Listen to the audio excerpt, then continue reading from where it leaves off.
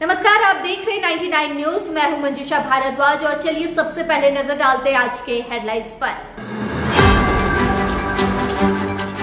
बेगूसराय में केंद्रीय मंत्री गिरिराज सिंह पर हमला, बाल बाल बचे। केंद्रीय मंत्री बेगूसराय में कर रहे थे जनता दरबार, हिरासत में आरोपी।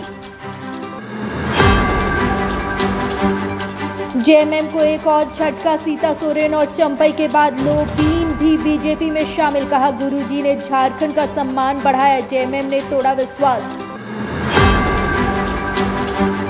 रांची में जिला समन्वय समिति की बैठक, रक्षा राज्य मंत्री संजय सेठ सहित प्रशासनिक पदाधिकारी मौजूद। केंद्र सरकार की योजनाओं पर की गई समीक्षा। 1 सितंबर को पूरे बिहार में आरजेडी देगी धरना, तेजस्वी यादव होंगे शामिल। देश में जाति गणना कराने की मांग।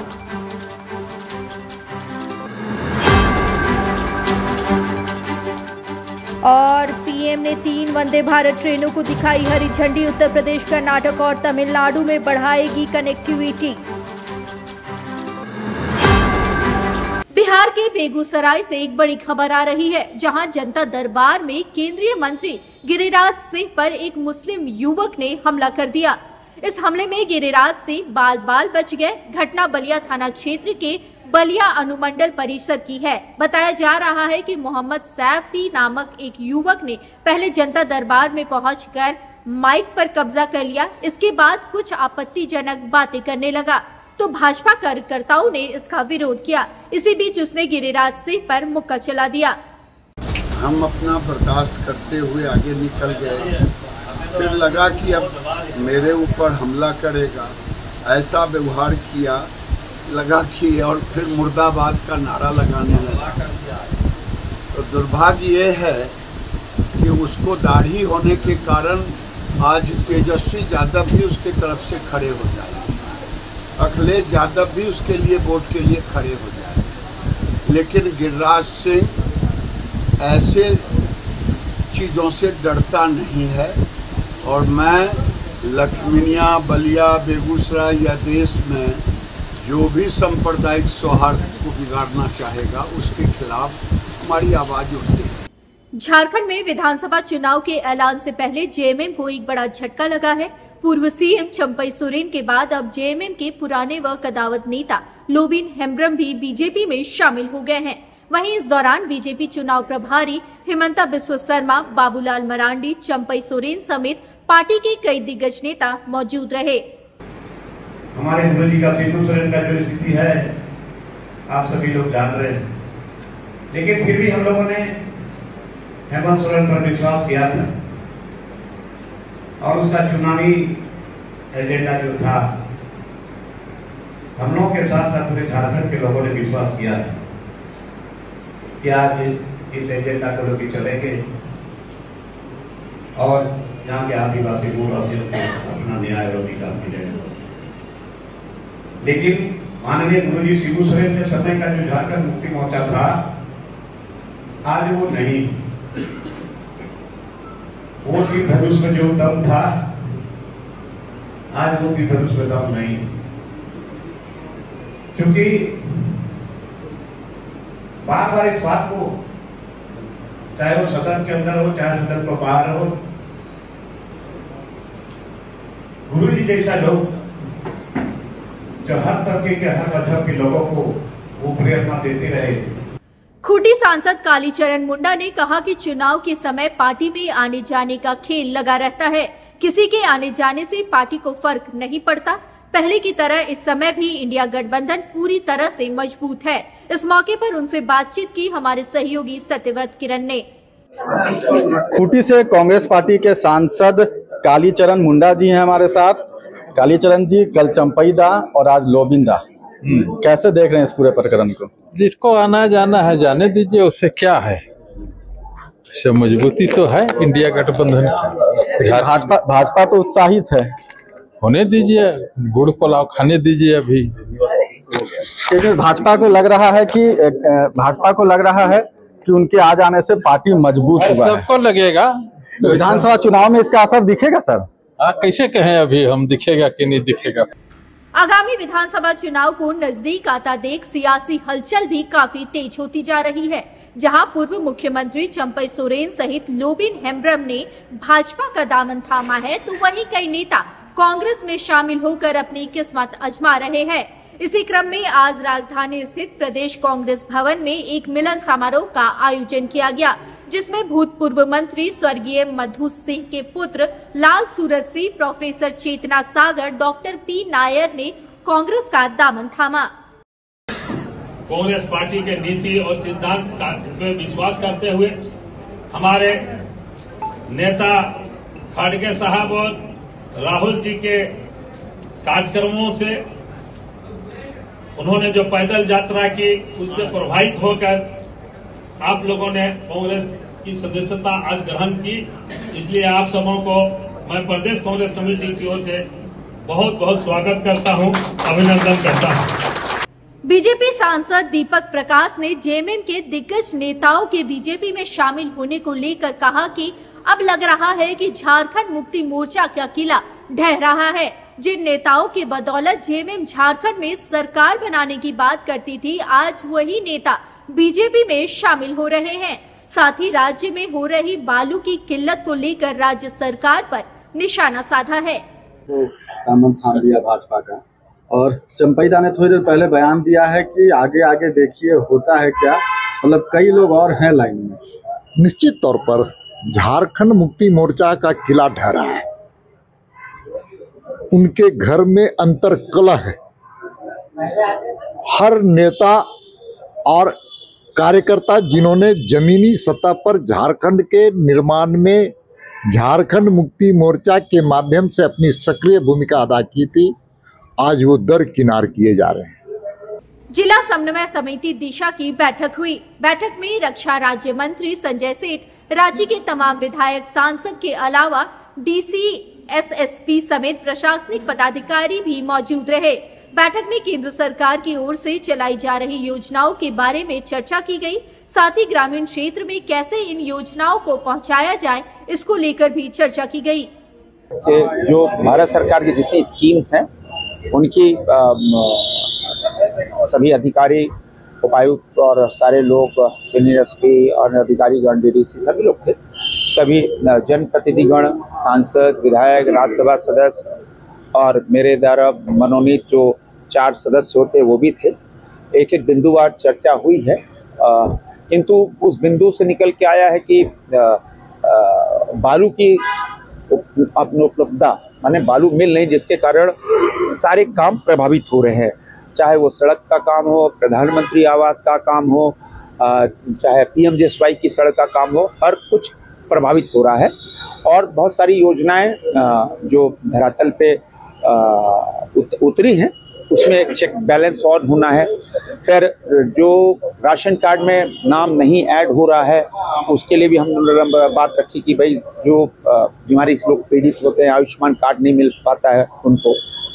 लोक जनशक्ति पार्टी की सांसद बीना देवी ने पार्टी में 3 सांसदों की टूट पर बयान दिया है और कहा है कि हमारी पार्टी पूरी तरह से एकजुट है। पार्टी टूटने की जो अफवाह फैलाई गई है वह पूरी तरह से गलत है। नहीं कहा जा रहा है, वो आरजेडी वाले का भ्रम है, जो भ्रम फैला रहे हैं। ऐसा कुछ बात नहीं है, कोई कहीं नहीं जा रहा है, हमारे पार्टी में कोई टूट नहीं है। मैडम आखिर आप ही लोगों को चट्टान के साथ हम लोग चिराग पासवान जी के, आदरणीय हमारे राष्ट्रीय अध्यक्ष चिराग पासवान जी के साथ हम लोग खड़े हैं। मैडम आप ही की पार्टी को लेकर टूट की खबरें क्यों आती हैं? अब वो लोग अपना खेला पका रहा है, अपना पुलाव, तो उसमें क्या है, मनगढ़ंत कहानी बोलने का किसी को कोई रोक तो है नहीं, जो मन हो रहा है। 1 सितंबर से तेजस्वी यादव पूरे देश में जाति जनगणना करवाने को लेकर जिला मुख्यालय में धरने पर बैठने जा रहे हैं। इसको लेकर केंद्रीय मंत्री जीतन राम मांझी ने तेजस्वी पर पलटवार किया है और कहा है कि तेजस्वी का राजनीतिक जीवन खत्म हो गया है। साथ ही मंत्री संतोष सुमन ने इसको लेकर तेजस्वी पर तंज कसा है। आरक्षण की याद उनको नहीं आई थी, जो आज आरक्षण की बात कर रहे हैं। यहाँ पर आरक्षण की जो स्थिति है पहले से ज़्यादा अच्छा है, सब लागू हो रहा है, सबको मौका मिल रहा है। जिनको मौका न मिल रहा है उसी के लिए तो अभी सुप्रीम कोर्ट के आदेश के आलोक में हम लोगों ने बात किया है कि हमारे समाज में वर्गीकरण होना। देखिए सब नौटंकी है, नाटक है। केंद्र सरकार माननीय आदरणीय नरेंद्र मोदी जी की अगुवाई में चल रही है और दलितों के पिछड़ों के लिए वो काम कर रहे हैं, उनके शुभचिंतक हैं। और तेजस्वी यादव जी सिर्फ नौटंकी करते हैं। अगर इतना ही उनको दलित प्रेम है, आरक्षण का है, तो किसी अपने पार्टी में किसी दलित नेता को मुख्यमंत्री घोषित कर दे, तो हम समझते हैं कि उनको थोड़ा सा भी प्रेम होगा। अगर कुछ बनने की बात आता है तो पूरा परिवार अपने रहेंगे, अपने डिप्टी सीएम बने, क्यों नहीं किसी दलित को करते हैं। ये सब नौटंकी के सिवा कुछ नहीं है, सिर्फ जनता को भरमाने का काम करते हैं। जहानाबाद में मंत्री अशोक चौधरी ने भूमिहारों पर भाषण दिया था। इसको लेकर बिहार में सियासत तेज हो गई है। इसको लेकर मंत्री अशोक चौधरी ने सफाई दी है। आइए सुनते हैं उन्होंने क्या कुछ कहा है। जनता दल में रहते हुए जो लोग पार्टी का साथ नहीं दिए चुनाव में, उनके बारे में हमने कहा। इसको लोग मेरा पूरा भाषण पढ़िए, सुनिए क्या हमने कहा। हम तो ये भी कहते हैं, ललन बाबू को मुंगेर में लोग भूमिहार बना दिया, इनको चंद्रवंशी बना दिया, वहाँ अति पिछड़ा वोट नहीं किया। जीवन भर मंडल कमीशन से लेकर के नीतीश कुमार के समता काल से लोग ललन बाबू पिछड़ा अति पिछड़ा के लड़ते रहे। अब आपको चुनाव के समय बना दिया, अशोक महतो को वोट कर दिए। तेजस्वी यादव ने मंत्री अशोक चौधरी पर तंज कसते हुए कहा कि जेडीयू पार्टी का चरित्र ही ऐसा है, ये लोग देश में जाति उन्मत्त पैदा कराते हैं। इन लोगों की कथनी और करनी में बहुत फर्क है।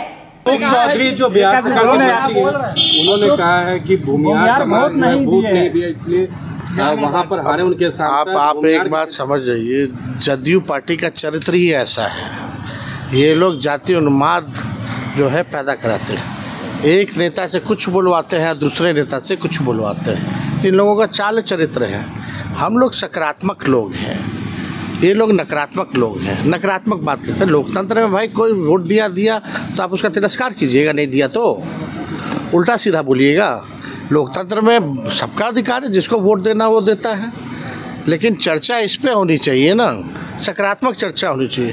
असम विधानसभा में जुमे की नमाज के लिए 2 घंटे के ब्रेक पर रोक लगाए जाने के बाद इसको लेकर सियासत गर्म हो गई है। तेजस्वी यादव ने बीजेपी को चुनौती देते हुए कहा था कि किसी माई के लाल में हिम्मत नहीं है कि वह मुसलमानों का हक छीन सके।